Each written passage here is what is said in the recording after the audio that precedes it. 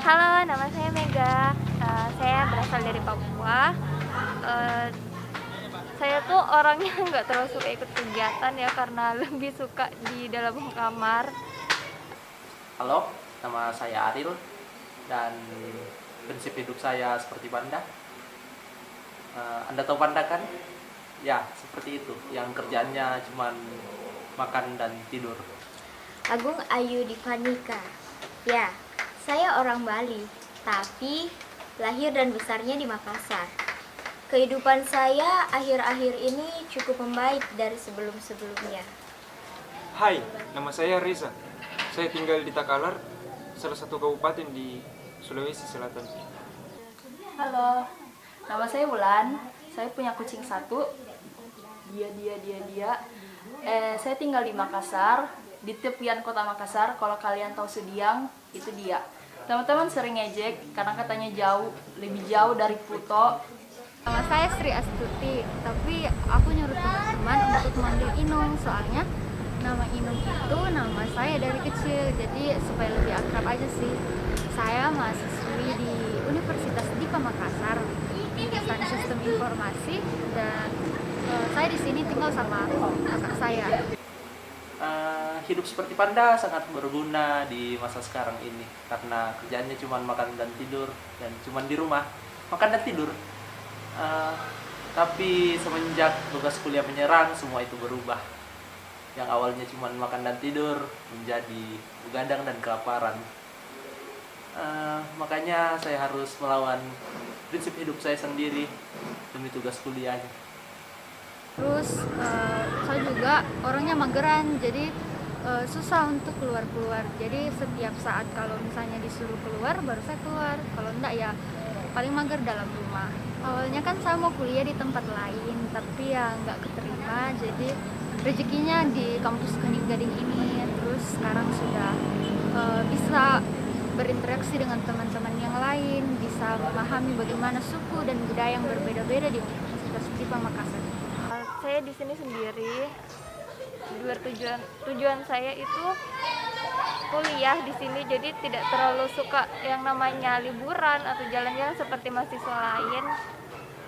Dan saya merasakan sendiri kesulitan pada saat kuliah online ini karena banyak kesusahan di materi. Seperti biasanya saya susah memahami materi, dan lebih susahnya saya sering begadang karena tugas yang menumpuk.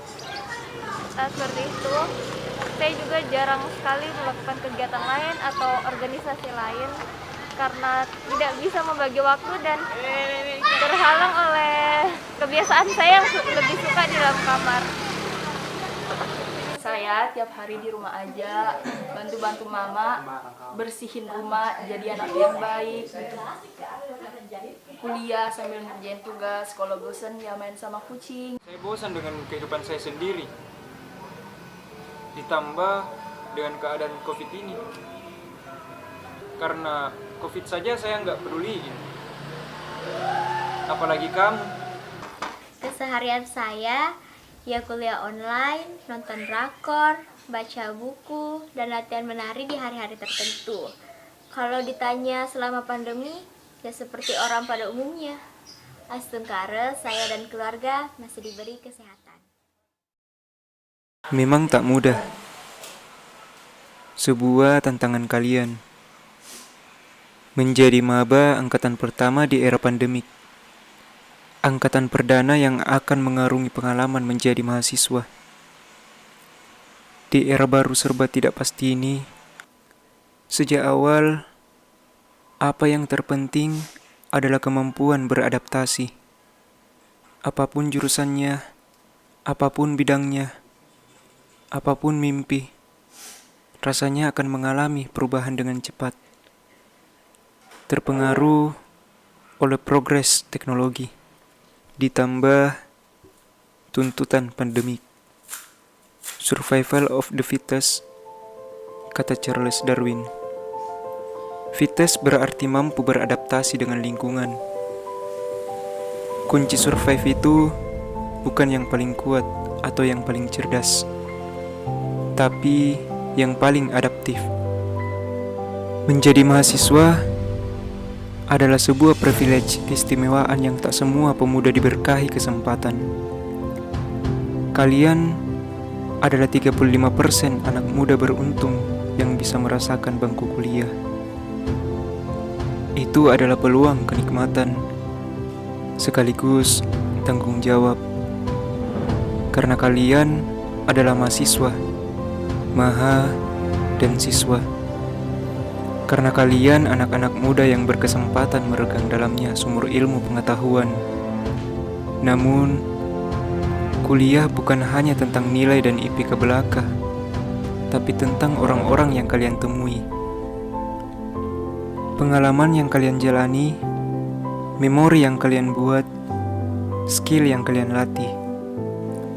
Pemahaman yang kalian dapatkan di kuliah itu seperti membeli situasi-situasi mendorong kalian belajar, mendorong kalian berjejaring, mendorong kalian berdiskusi, mendorong kalian bergerak. Sia-sia bila situasi hanya menjadi dekorasi, bukan penunjang tradisi untuk mengisi dengan aksi. Situasi itu akan meminta kalian membaca buku-buku dan jurnal tertentu. Itu kewajiban yang seharusnya tak menjadi beban. Justru, jadikan sebagai desakan yang membangun rutinitas membaca. Cari bacaan sendiri sebanyak-banyaknya. Novel, blog, newsletter, atau ikut acara-acara seminar dan forum yang bisa memperkaya wawasan.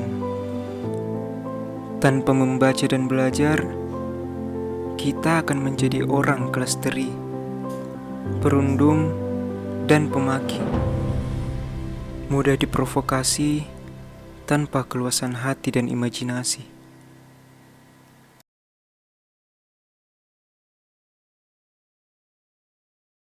Selama corona ini saya banyak baca novel, kerja kalau di waktu senggang. Main game, tidur, makan, dan lain-lain. Mau berolahraga di luar tapi susah, akhirnya baru kali ini bisa berolahraga di luar.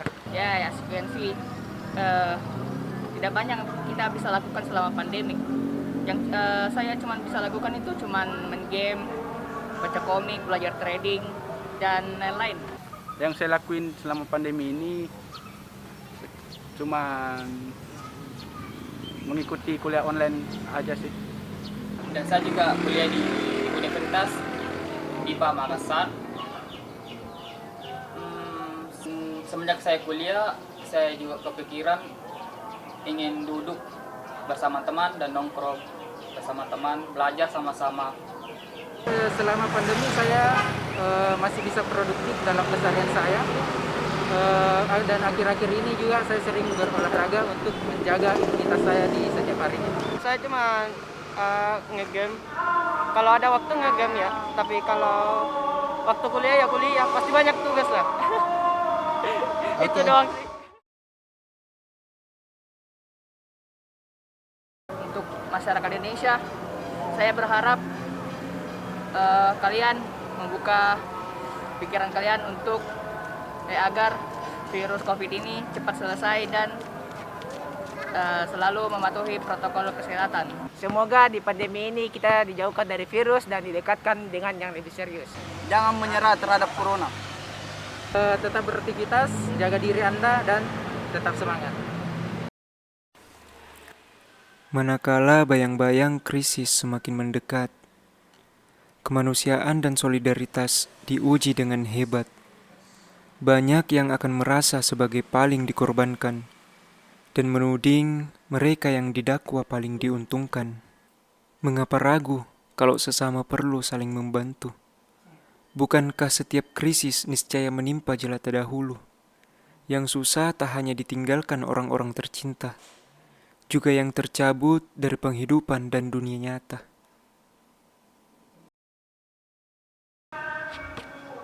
Langsung gitu.